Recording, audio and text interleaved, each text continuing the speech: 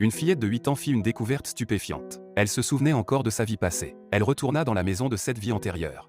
Se précipita à l'intérieur et dit à l'homme avec un sourire. « Je suis ton épouse. » Décédée. L'homme était complètement déconcerté. Puis la fillette courut vers la chambre de sa fille. Elle prit le visage de sa fille dans ses mains et dit avec émotion. « Je n'arrive pas à croire à quel point tu as grandi. Tu me ressembles exactement quand j'étais jeune. » L'homme et sa fille restèrent tous deux stupéfaits. La fillette descendit rapidement l'escalier, regardant sa propre photo commémorative.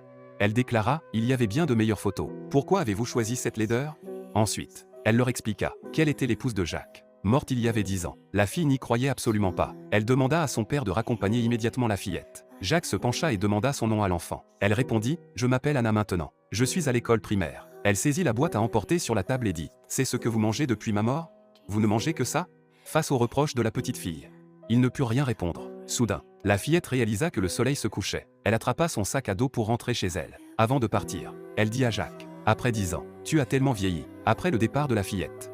Jacques repensa à sa façon de parler, et à son habitude de mettre la nourriture dans des assiettes. Exactement comme son épouse de son vivant. Le lendemain, la fillette revint chez Jacques. La porte était fermée à clé, contre toute attente. Elle trouva la clé sous le pot de fleurs. Une fois à l'intérieur, elle se dirigea droit vers le placard, et en sortit l'argent caché. Puis elle prit un album photo, en regardant les photos de sa fille enfant.